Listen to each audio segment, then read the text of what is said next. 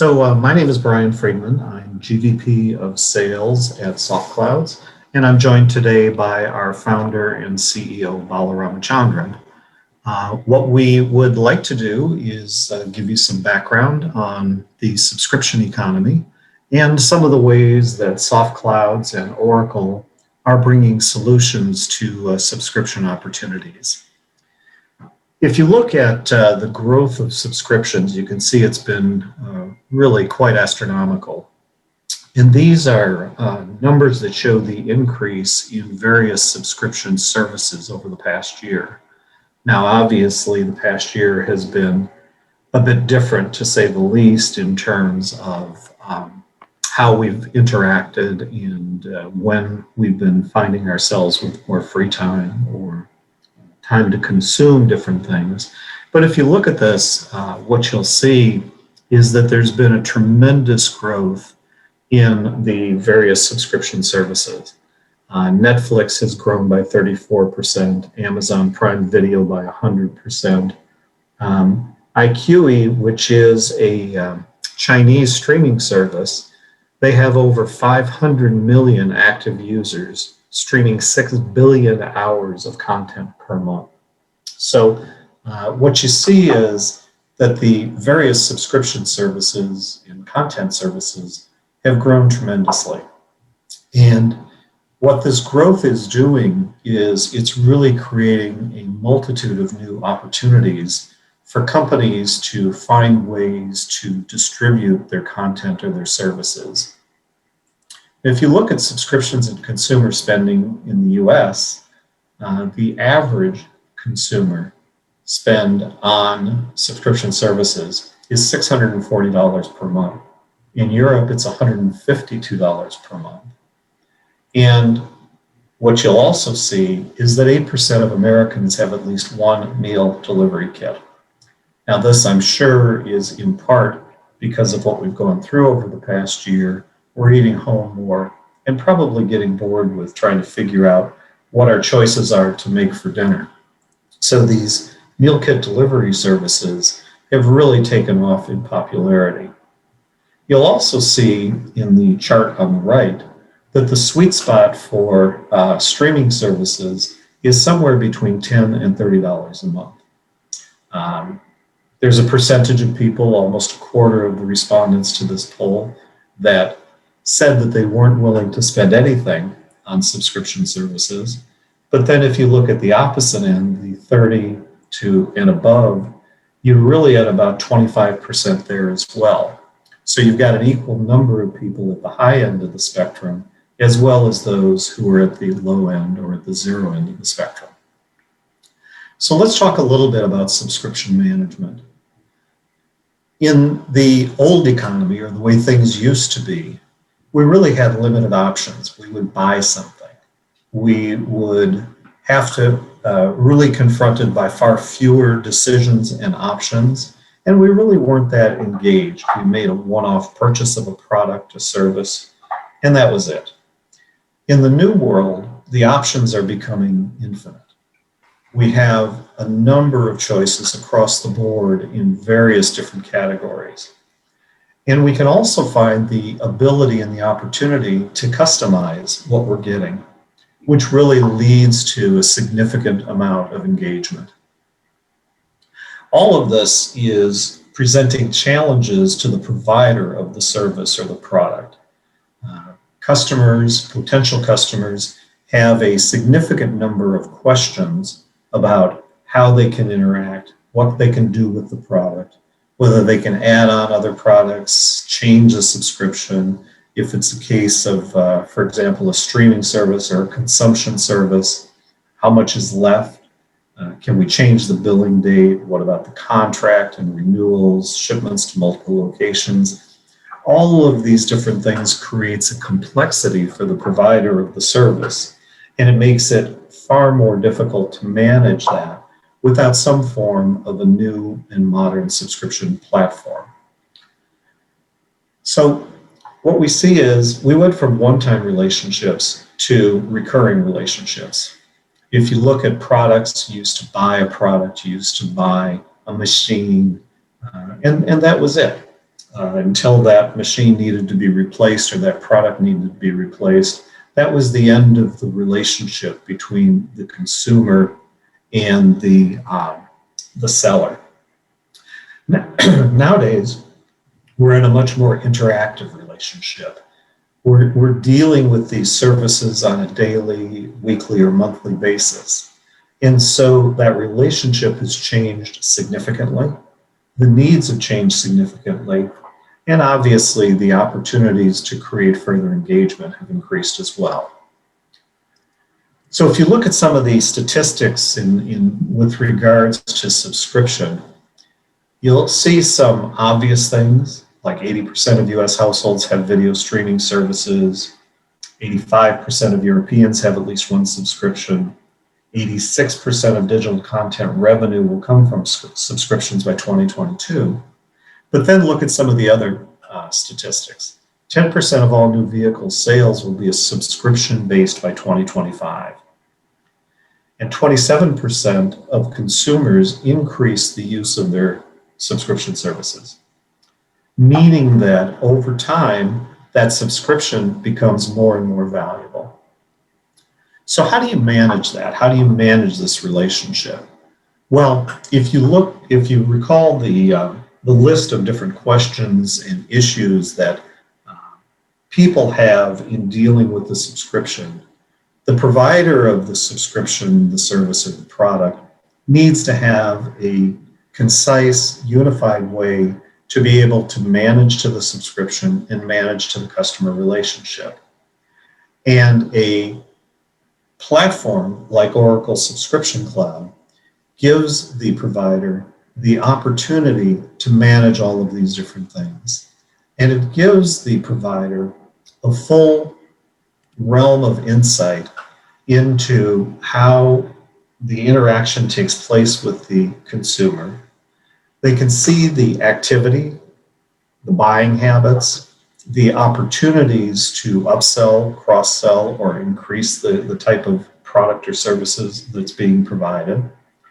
And it really gives a way to automate the revenue recognition, billing, and invoicing. And we'll talk about that a little bit more in a few minutes.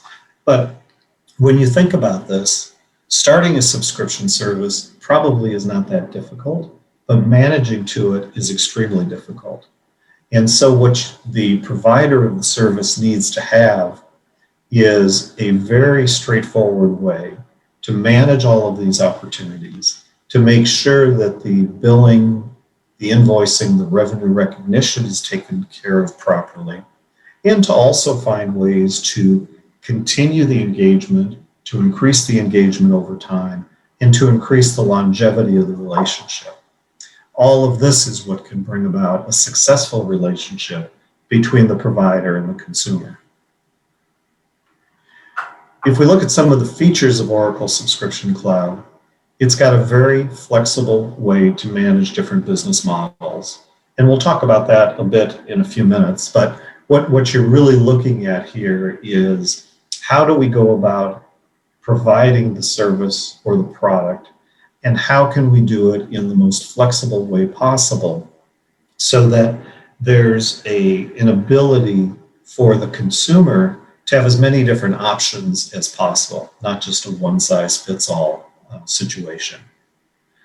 The Oracle Subscription Cloud also interacts and integrates seamlessly with the Oracle products, Sales Cloud, CPQ, and Commerce, and also integrates with third-party CRM platforms, CPQ platforms, and commerce platforms.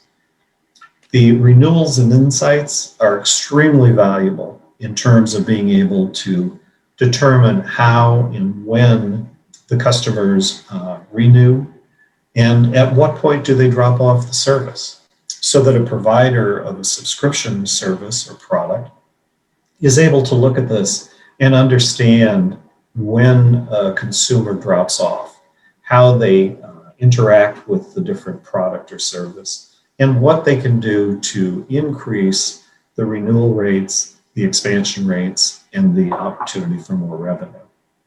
You can also have different types of pricing models, and what you can see if you've done any type of subscription in the past, there's various different offerings that are available. And quite often what happens is there's the ability to have different offerings, different pricing, and even if you're looking to cancel or modify a subscription, very often there'll be the opportunity to get something, to get, for example, a free month or something to keep you on the subscription. And finally, you can look at the business success metrics. In other words, you'll be able to understand the analytics that surround the various transactions that are taking place. If you take a look now, we did put the first poll up, so please feel free to answer that and give us your input on how you view the various subscription services. The Oracle Subscription Cloud has a number of differentiators. It gives you the ability to have fixed and recurring orders. It solves a lot of the subscriber challenges that exist when you're dealing with various subscriptions. As I mentioned before, it can be using the Oracle products, a single vendor full stack solution that gives a full, complete 360 view of the customer's interaction, and how that customer deals with the subscription service, as well as maintaining the subscription itself. You can maintain the revenue recognition within the back office ERP, and it leverages solution flexibility. So if we look at this, and Bala will talk about this a bit more in a moment, but what you see is an infinity loop that gives us an end-to-end opportunity with the subscription economy. So at the very beginning, you've got new subscriptions, amendments, renewals, those types of opportunities. Using CPQ or some other product to configure the type of subscription. Actually maintaining the subscription itself, scheduling the shipment or the use of the subscripted item or product, service as well, invoicing, billing, collecting, revenue recognition, and then the customer support. So Bala, I'll turn this over to you and we can move into the next slide as well when you're ready. Sure. Thank you, Brian. Yeah, as Brian mentioned, everybody is getting into a subscription economy, whether the consumer or the provider. So there is no doubt about that. We are living in this subscription era today. So there are so many business processes involved in when you talk about subscription economy or subscription management implementation. Having a standalone subscription management is, might help, or it could be for very first step or baby step. But as you can see, there are 8 different business processes are involved in this entire end-to-end business process. So that's where,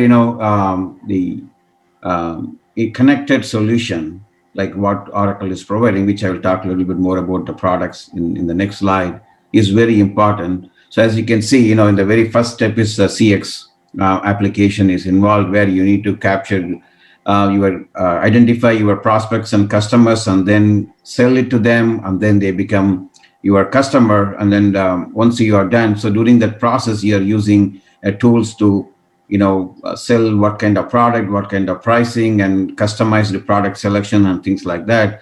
Once you sell it to them, and probably you're not selling it not just one time anymore, you're selling it to keeping them for life of your company or life of your product.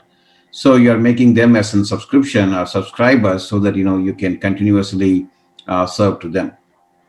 So once you complete that process of identifying the customer and nurturing the customer with your product, and then selling the product to your customers and making it subscription, then the other next business processes are coming in from back office point of view. You need to schedule this subscription billing information automatically from the subscription management systems, and send that information to your back office system for invoicing and collecting, and also recognizing the revenue. And these days, there was a lot of compliance involved in the revenue recognition. Also, in most of the companies in the U.S., they are supposed to follow ASC 606 compliance for revenue recognition with more and more cloud-based products and services.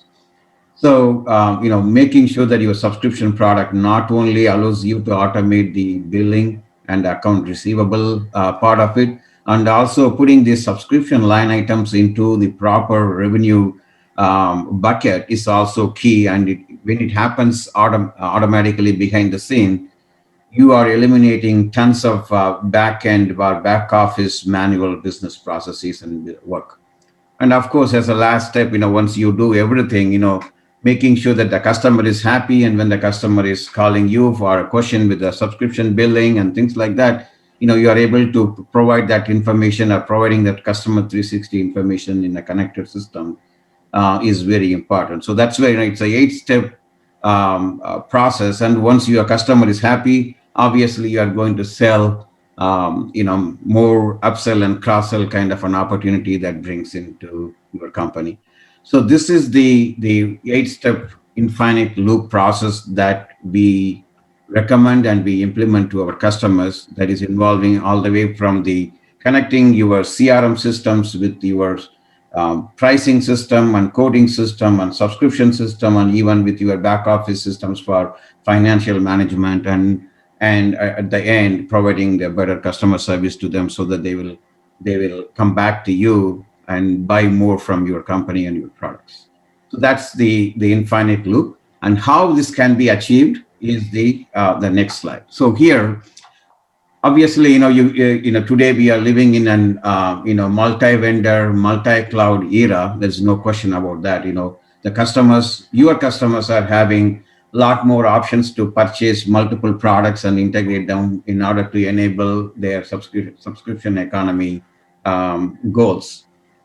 But here, as you can see, in the perfect middle space where the Oracle subscription management is sitting, so both left and right, there are so many options are available for businesses today. So they may have Salesforce.com SFA to capture leads and opportunity, and they may have Oracle CPQ for their pricing and coding. Or some of the companies maybe even still maybe working in Siebel CRM, or could be in Microsoft Dynamics, or some of them are having a commerce page, B2B or B2C commerce cloud kind of a solution, whether it's from Salesforce or from SAP or from Oracle, it doesn't matter. So now what this picture is showing to you is basically the options are wide open for the front office and back office solutions available in the market. But irrespective of that one, when the sale is done or when the revenue generating events are done, we need to get that information into subscription management so that we can automate that process, the billing, invoicing and billing and revenue recognition process. So that's what is subscription management cloud from Oracle is doing here. So you can use any type of a front office tools or your quoting tools, and depending on your business process, your sold opportunity is a revenue generating event, or completed quote is your revenue generating event, or even some places the self-service commerce portal is your revenue generating event. In odd cases, we have seen customers saying that I do not want to consider my deal is closed until I provision that particular information in the ERP system or fulfill the order in my back office system. So even back office system could be one of the options for revenue generating event. So once this is done, the information is passed to the subscription management system, and what the subscription management will have today in the Oracle systems are have very well connected, particularly the cloud systems are. For example, CPQ has a pre-built adapter to send all the transactions from CPQ to subscription management. So is Oracle Commerce Cloud. So once the Commerce Cloud, when the customer is purchasing a product, and it can send the transactional details into subscription management. But if you are not using Oracle CPQ or Oracle Commerce Cloud, if you are using any other systems, there are so many ways that you can bring that information into the subscription management system so that the automation can be still possible, because we do have several ways of bringing the transactional data, subscription line item information from your front office or revenue generating systems into subscription cloud. And once it is done, you can schedule so many pre-built batch jobs and real-time jobs are available in the subscription system to send that information to any of the ERP system, whether it could be NetSuite or Oracle EBS system or Oracle ERP Cloud or even some cases SAP. You can send this information in real time or in batch mode so that you can take care of all the financial operations. And also this integration could be both directions to give some information back to subscription. And also that information can also be given back to your front office. So with these kind of tools, we are able to do that 8-step end-to-end business process very well connected. And that's how we have done some of the implementations for our customers. That's where the Oracle Subscription Cloud is standing, tall in order to connect these front office and back office systems. And also not only that one, it sends the information pre-built through the pre-built adapters even to the revenue management cloud, where you can automatically bucket all your revenues as it happens. And even the adjustments, amendments, and cancellation, whatever you do in the subscription cloud, the information is immediately sent to your revenue management cloud for proper revenue reporting and revenue recognition. Back to you, Brian. Great, thank you, Bala. So we're going to move into some use cases of subscription services. We just launched our second poll on this, so please go ahead and feel free to vote on that when you have a moment. But when we start looking at use cases, what we see are the number of things that we used to just buy that all of a sudden we're subscribing to. Dollar Shave Club is one of the first that started to do this. And they took something that we all took for granted and basically went to the drugstore to buy every month, which were razor blades, and they turned it into a subscription service. So successful, in fact, that they sold the company to Unilever for about $1 billion. Not only did they create a recurring subscription out of razors, followed by Billy, which is the female equivalent of Dollar Shave Club, but they also were able to bring the price down. Where you used to go into the drugstore and spend $5, $6 a razor blade, now you can easily get razor blades through Dollar Shave Club and other companies like that for significantly less. So not only did they make it more convenient, they also brought the price down. eHarmony, of course, is the relationship site, and that became a subscription. So some of the things that we see here were started as businesses just selling something and turned into a recurring subscription model. And then we look at clothing. I mean, whoever would have thought that we needed underwear on a subscription? But here's a successful example of a subscription service that was created.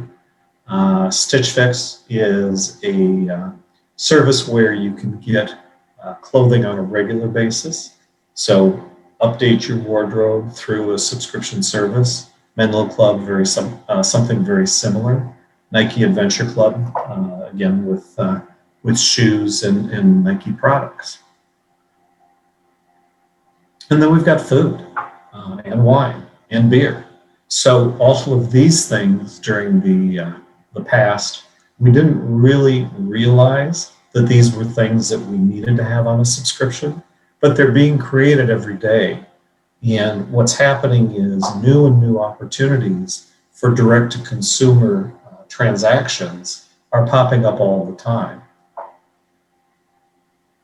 So a couple of innovative use cases that we found. Toyota invested $1 billion in a company called Grab, which was a ride-sharing platform. And they did this to really test out 3 different potential subscription models: usage-based insurance, new revenue models from ride sharing, and predictive car maintenance. So when you think about what any of those 3 models mean, especially now, I've looked at my insurance costs, my auto insurance costs, the last year, I've driven a fraction of what I normally would drive, and yet I've continued to pay the same auto insurance premium month after month. So the usage-based model would make a tremendous amount of sense in any circumstance. Some months you drive more than others, you should pay a little bit more for your insurance. When you drive less, your insurance premium should go down. Car maintenance is the same thing. When you think about needing car maintenance, you'd rather do that on a usage basis as opposed to, or a subscription basis rather than on a usage basis. And here's an instance where Rolls-Royce, the jet engine company, did exactly that. They turned maintenance of these jet engines from a cost to a subscription, and it's based on hours flown and usage. It goes to reason that you're going to need more maintenance work the more an engine is being used, and so that transfers into a subscription opportunity. A company called Atlas Copco have a number of subscription offerings. So when they're looking at it, they're looking at spare parts, service plans, and monitoring and controlling for uptime guarantees. And what this does is it transfers the responsibility for the service plan to the subscription. And it gives the user, the owner of the product, a higher degree of confidence that they will have the service, that the product will be working all the time, and that they're paying for the ability and the opportunity to keep that product running. And the service provider is providing a guarantee that they'll be able to do that for the user, the owner of the product. And then we could see automobiles. If you remember, we had a statistic before that 10 to 20% of automobile revenue will come from subscription. And that's exactly what the Porsche Passport is. Basically, you're subscribing to Porsche, but you're not necessarily leasing a particular vehicle. And the good thing about that is during the week, you can have a larger SUV vehicle. On the weekends, you could have a 911 sports car to be able to take advantage of the weekend opportunities. So a very interesting shift in the model about how car ownership will translate into car usership. And the last example is tire subscriptions. Just the same as with insurance and with auto maintenance, tire usage can be on a subscription basis. When you've used the defined amount of time or amount of tread on the tire, you just go and get yourself a replacement tire. And all of these things can be done in a way that they translate and take what were traditional one-off sales into a subscription model. And in doing that, companies can really see the opportunity to transfer their business model from a one-off sale to a recurring revenue stream that can come from a subscription. And as we do that, we really see the opportunity and the ability to talk to customers and to show them how they can start to look at some of these more modern models. So what we really see is that subscription will move and improve as we get to better cloud architecture. The subscription can benefit from vast amounts of data in terms of how consumers are using the subscription, when and how they're staying with the subscription, when they drop off, and what things can be used to keep them in the subscription model. Machine learning goes with the same situation by being able to understand usage patterns, behaviors, and really improve the offering over time. And then what we're looking at is really, we've got anything as a service. And anything as a service means anything can be a subscription. So when we talk to customers, we can help them see ways that they can transfer their business from being a one-off purchase or a use to a recurring subscription model. Just a quick bit about us, SoftClouds. We are based in San Diego, California. We were founded 16 years ago, have 3 other locations, 2 in India and a sales office in Tokyo, Japan. And we are an Oracle Platinum partner. So, Max, I see we have some questions. Do you want to take us through those? Sure. So we have a 2-part question from someone. They said, does Subscription Cloud allow the customer to go in and modify / change / update the services they are subscribed to? Yeah, I can take these questions, Brian. Sure. Yes, you can do that one. The self-service can be done in multiple ways. For example, if you have any kind of an commerce solution, then from your commerce, you can allow them to make some changes. If not, even if you are using any kind of a portal or CPQ solutions, and CPQ solutions also allow your customers to make some changes. So we have seen those 2 ways our customers do it. So some of our customers expose the CPQ asset object into the portals and other systems to the websites, so where the users or the customers come in and make the change subscriptions. And also we have seen it from Oracle Commerce Cloud side of it. So that's the way you can do that one. And moreover, the APIs are available. So any of the existing subscriptions in the Oracle subscription cloud, if you want to take them and expose in your own portal or your own systems, that's also possible. You can make it amendable by the sources. Okay, thank you, Bala. Next question is, how does the billing engine in Oracle subscription differ from the Revenue Cloud and Oracle ERP? What happens if we have Oracle Fusion ERP and another vendor subscription / billing? In this case, is revenue recognized in ERP or the other vendor's billing? Does this create 2 GLs and 2 accounting systems? Okay, I'm not an expert in ERP solutions. We are CX company, but I can answer based on our prior experience with working with our ERP partners. So the billing engine, what it does is basically it is creating the billing schedule. It is not creating any kind of a transaction in the ERP systems. It creates the billing schedule, and then it sends that information to the AR module in ERP Cloud. That's what Oracle Subscription Cloud is doing. If you are planning to use any other subscription solution, so they will be directly dealing with integrating, for example, let's say Zora or some other systems. So they will provide an API option. So it will send the information to your ERP system directly. In that case, it will be just single entry. I don't see a double entry happening even in that option. So it is single. From Oracle Subscription Cloud point of view, it has 2 connections are existing to the ERP system. One, from the subscription billing, when the billing schedule data is ready, either for the predefined price or even usage-based price, it will send that information to your AR system for invoicing and collection point of view. And also it will send the line level information to revenue recognition cloud for revenue recognition. It's 2 different pipes and 2 different interfaces, not single one. So there's no double entry is not happening here. Okay, thank you, Bala.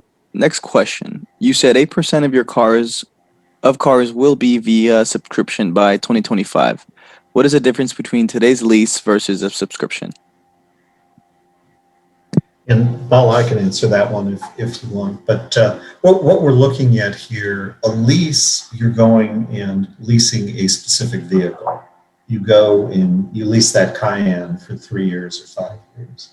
With the Porsche Passport, you're basically given an opportunity through a subscription to have the type of vehicle that you want. And it allows you to swap that out. So using the example, you could have the Cayenne during the week and have a 911 on the weekend, and that's all part of the subscription. So what it's doing is it's giving you flexibility to a product line as opposed to leasing a specific car or specific product?